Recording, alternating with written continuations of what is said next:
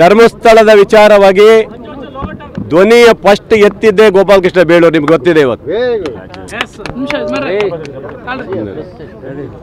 ಆನಂತರ ಇವತ್ತು ನಾನು ಹೇಳಿದ್ದೆ, ಯಾವ ದುಷ್ಟಶಕ್ತಿಗಳು ಯಾವ ವ್ಯಕ್ತಿಗಳು ಅನಾಮಿಕರಿದ್ದಾರೆ, ಧರ್ಮಸ್ಥಳದ ಬಗ್ಗೆ ಪಿತೂರಿ ಮಾಡ್ತಾ ಇದ್ದಾರೆ, ಧರ್ಮಸ್ಥಳವನ್ನು ಹಾಳು ಮಾಡ್ಬೇಕಂತ ಏನು ಹೊರಟಿದ್ರು ಅದಕ್ಕೆ ಕಡಿವಾಣ ಹಾಕಬೇಕಂತ ಹೇಳಿದವನೇ ನಾನು. ಯಾಕಂದರೆ ಶಾಸಕ ಸಭೆಯಲ್ಲೇ ಮಾತಾಡಿದರೆ ಡಿ ಕೆ ಸಾಹೇಬರು ಅದ್ರ ಬಗ್ಗೆ ಹೇಳಿದ್ದಾರೆ. ನಾನು ಒಂದೇ ಮಾತು ಹೇಳಿದೆ, ಇವತ್ತು ನೋಡಿ ಗೊಂದಲ ಆಗಿದೆ. 13 ವರ್ಷದ ಕೇಸನ್ನು ಇವತ್ತಿಗೂ ತಗೊಂಡು ಬಂದಿದ್ದಾರೆ. ಆ ಸಾವು ಯಾರು ನಮ್ಮ ಸೌಜನ್ಯ ಸಾವು, ಅಲ್ಲೊಂದಿಷ್ಟು ಜನ ಹೋರಾಟಗಾರರು, ಇನ್ನಷ್ಟು ಸೋಷಿಯಲ್ ಮೀಡಿಯಾದವರು ಸ್ವಲ್ಪ ಗೊಂದಲಗಳನ್ನು ಮಾಡಿದ್ದಾರೆ. ಇವತ್ತು SIT ಕೊಟ್ಟದ್ದು ಭಾರಿ ಒಳ್ಳೆಯದಾಗಿದೆ. ಇವತ್ತು ಧರ್ಮಸ್ಥಳಕ್ಕೆ ಕ್ಲೀನ್ ಶೀಟ್ ಸಿಗುತ್ತೆ ಇವತ್ತು. ಯಾಕಂದರೆ ಅವನೇನು ತಪ್ಪು, ಅವ್ರದ್ದೇನು ತಪ್ಪಿಲ್ಲ, ಇವನು ಯಾರೋ ಬಂದು ಸೇರ್ಕೊಂಡು ಇಲ್ಲಿ ಏನೋ ಮಾಡಿ ಕಿತಾಪತಿ ಮಾಡಿದ್ದಾರೆ.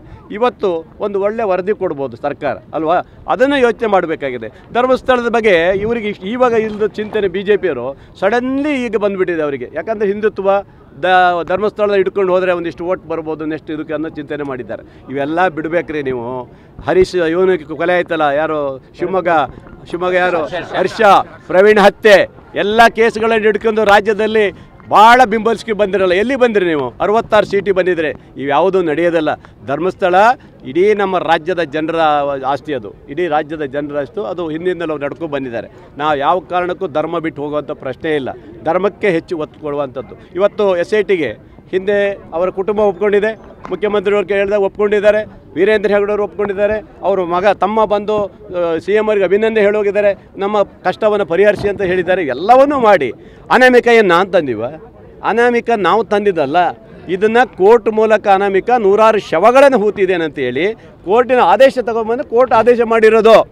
ಆ ಅನಾಮಿಕ ಮಾಡಿರುವಂಥ ಗೊಂದಲಕ್ಕೆ ಇವರು ಕಾಂಗ್ರೆಸ್ ಮೇಲೆ ಹೊತ್ತಕ್ಕದೇನಿದೆ ಅಲ್ವಾ? ಇವತ್ತು ನೋಡಿ, ಇವತ್ತು ಆ ಅನಾಮಿಕನ ಅರೆಸ್ಟ್ ಮಾಡಿದ್ದಾರೆ, ಹೌದಾ? ನಾನು ಹೇಳಿದ್ದೀನಿ ಅವನಿಗೆ ನೇಣಿ ಹಾಕಬೇಕು, ಅರೆಸ್ಟ್ ಒಂದೇ ಅಲ್ಲ ಅಂತ ಹೇಳಿದ್ದೀನಿ. ಹಲವಾರು ಕೇಸ್ಗಳನ್ನು ತನಿಖೆ ಮಾಡಿ ಸರ್ಕಾರಕ್ಕೆ ಇಷ್ಟು ದಿನ ಹಾನಿ ಮಾಡಿರೋದು ಒಂದು, ಮತ್ತು ಆ ಒಂದು ಸಂಸ್ಥೆಗೆ ಧರ್ಮಸ್ಥಳಕ್ಕೆ ಹಾಳು ಮಾಡಿದ್ದೆಲ್ಲ ಸೇರಿ ಅವ್ರು ಯಾರನ್ನೂ ಬಿಡುವಂಥ ಪ್ರಶ್ನೆನೇ ಇಲ್ಲ.